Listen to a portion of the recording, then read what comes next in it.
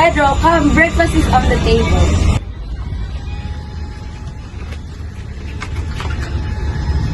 Where are the shirts I ironed yesterday? In my trunk, I think. Some of them need darning. Do you want some more rice?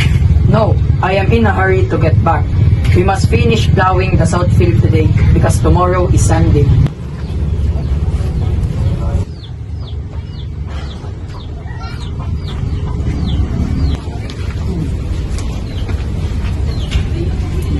Here's the key to my trunk. You look pale and tired. What have you been doing all morning? Nothing, but the heats give me a headache. Then lie down and try to sleep while I am gone. It looks really warm. I will take off my coat.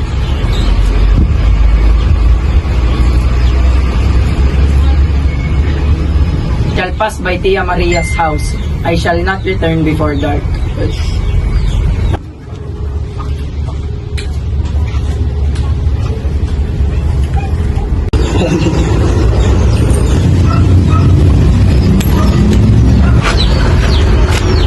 What is the matter with me? What did it matter if he chose to keep the clothes from his first wife?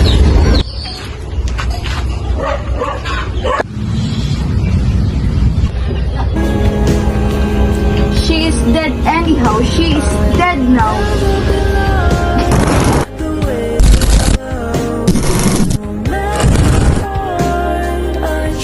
Pedro, come. The breakfast is on the table.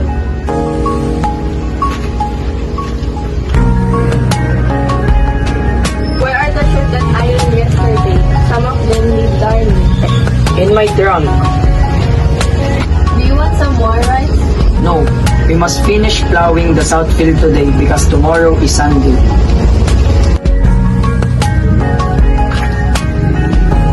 Oh, and by the way, I'll tell Tia Maria to come here. I may not return before that. Okay, be safe.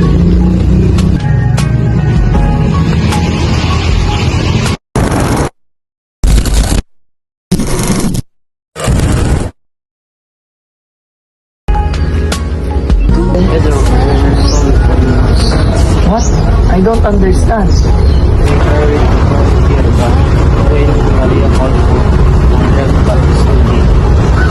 Pedro, your wife is dead.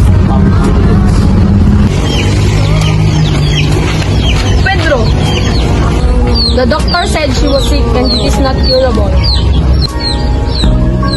Lali! Lali, wake up! Lali, don't leave me! Lali, wake up! Lali, don't leave me! Soledad, are you okay? You look pale. I am just tired cleaning the house. I want to take rest for a while.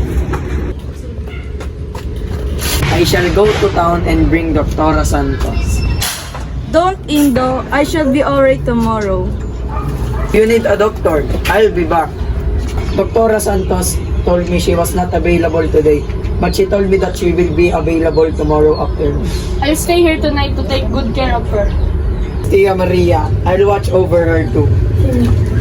She swept the yard yesterday after I left her. Maybe the heat had given her a headache. This looks familiar. Dr. Santos, come in. It will be a fine. All she needs to complete arrest. Do you have anything to say, Lali? Why did you burn the clothes, Lali? Why? You see, I did it because I am jealous of her.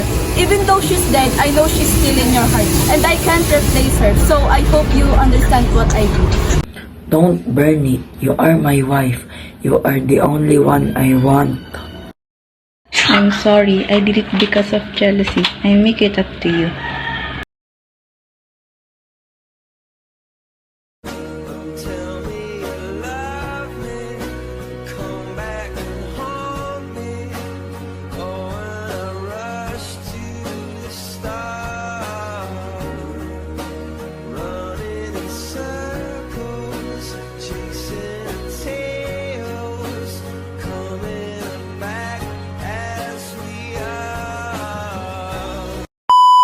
Oh, and by the way,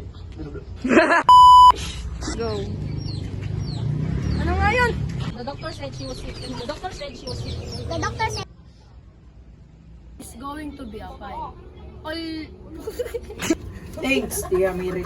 Doktora nga! To you. The doctor said.